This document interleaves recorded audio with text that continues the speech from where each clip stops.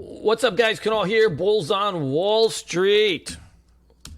Hey, we got many things to talk about today. A little bit of a rest day in the market, and, we'll it almost felt like it was dead, like a little bit of summertime trading hours. But looking back through some things, there was actually some good pockets of heat if you were looking for it. And so it calls for maybe a little adjustment of some things, and we're going to kind of dig into that in today's video. So I want to go into the market indices, and then let's go into our watch list. So first of all, the Qs is in a good spot. We've remounted the 50-day moving average. As long as we hold over it, that's a bullish thing, and we can kind of build up into this. And maybe we break out, or maybe we just range for a long period of time. There is precedent, right, in the past of just last summer, right, where you kind of just grind side. I wouldn't even call that downtrend, right? Grind sideways to slightly down for periods of time. That can happen when you get into this time of year.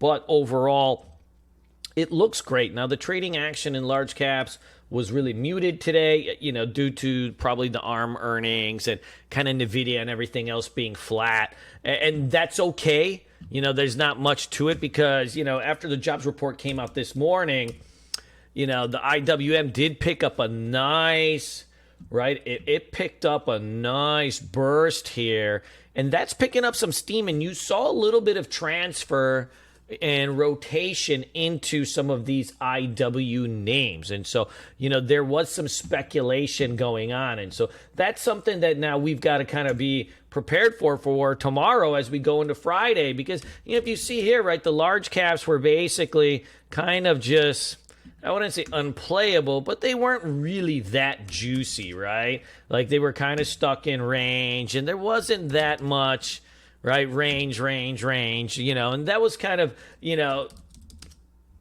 frustrating if you're just staring at those. But if you look back, there was a lot of interesting momentum in these kind of more mid-cap names, right? You had stocks like CellH and App and so on and so forth catching bids here, kind of in that, right, $5 to $30 billion, market caps. And so something for tomorrow that we'll want to, really focus on, right, is, we have our normal bread and butter plays, of course, and, large caps are awesome on Fridays when you get a little zero DTE fun, but we want to add a couple of these other names to it. So let's do that. SG, earnings out, up already 20% after hours. This is a pretty low float stock, 100 million shares.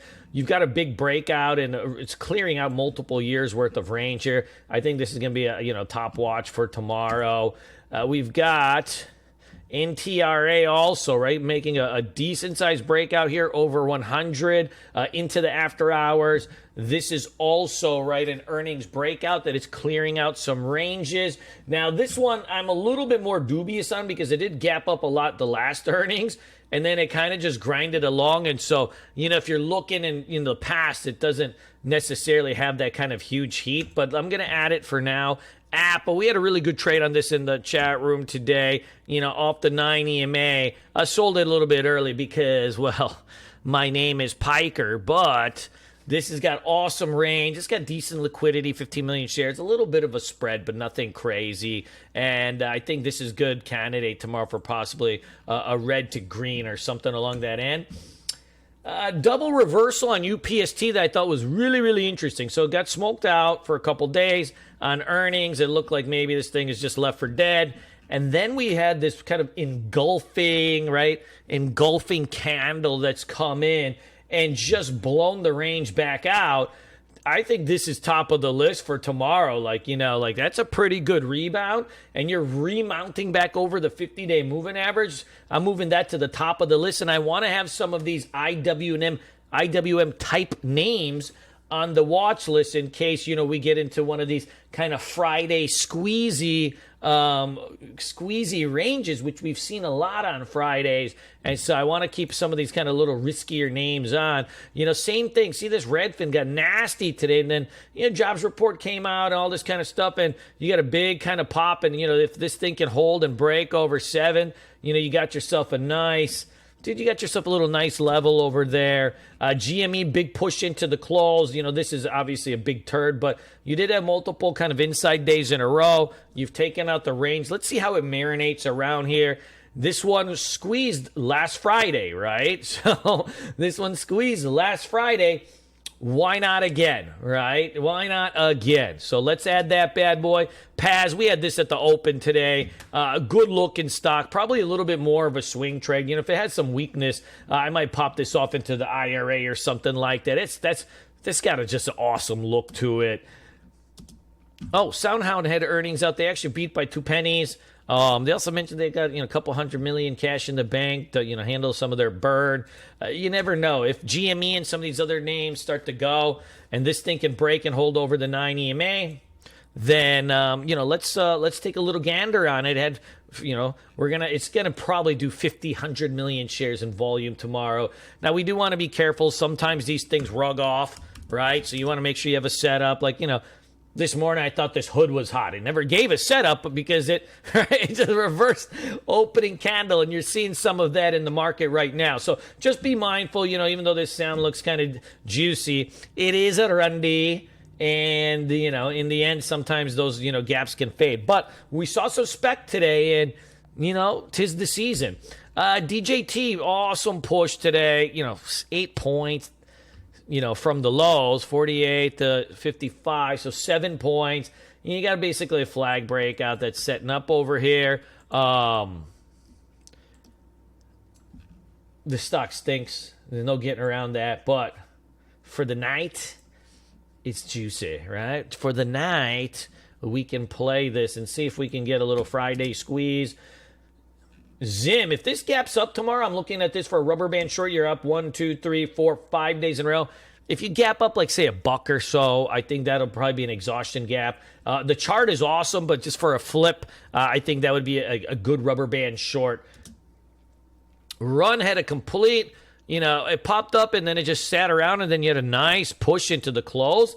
I think this thing is ready to party now. Now, I think that all the time on solar. So, but we got a level here. We got a level that's brewing right at about 1250 or so. Let's kind of keep that into the back of the head. This W is awesome. I think this thing gets into, this mid-80s at some point if the market can hold. Watch this on any weakness for red to greens. I wouldn't chase any gap up on it, but any weakness, I think we want to be a part of that. CLH, big remount today, great range, good liquidity. That's a holy trifecta. Now you got kind of a little bit. You got a little bit of that Nike swoosh on this bad boy that's developing, right? And so let's add that bad boy to the list. I do like this CCJ, but I think this might be more of a swing trade. You got a level right here, 53, and it's clearing out this base. Might be a little bit more of a swinger. It does have enough ATR, 4%, 4.24% ATR per day, but it does trade a little bit herky-jerky, as almost all commodity stocks do. They're always better for swings than day trades. Baba holding up here. Nice tightening of range. I think this thing can get going. The one thing with China's is they do usually move a lot on gaps. Some days they follow through, but a lot of times the main move is made on a gap, so we'll have to be careful it doesn't gap up like that. AXP, it is, first of all, not like a huge percentage mover, but I think on Friday you could trade the 0DTs probably on this and get a good move. You've got a location here at 240. And, on Fridays, the options will be cheap on this thing. You never know. You might get some actual flow into this thing. mRNA, flag pattern here. 9 EMA starting to tighten up. Had pretty good range here, and then it kind of faded off. It's still a little bit loose, but I think by tomorrow it should tighten up a little bit. And I think the rest of this we want to leave alone. I got alert on Disney at 104 if it breaks the earnings lows. It's about 104.25. I got some alerts set right around there. If you kind of get into that zone, then I want to be a part of it. Google, inside day. So power push, inside day. This thing is primed for tomorrow. Same thing with UAL, right?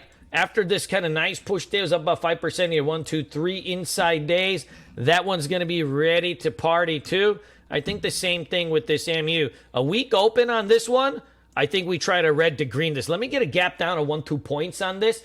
It'll test into the 9 EMA, and then I think we get a little bit of a shreddy McGee on this thing. You know, we got a load of support kind of in the 16-17 zone, and dude, then we'll come in and dude, we'll have a lot of fun.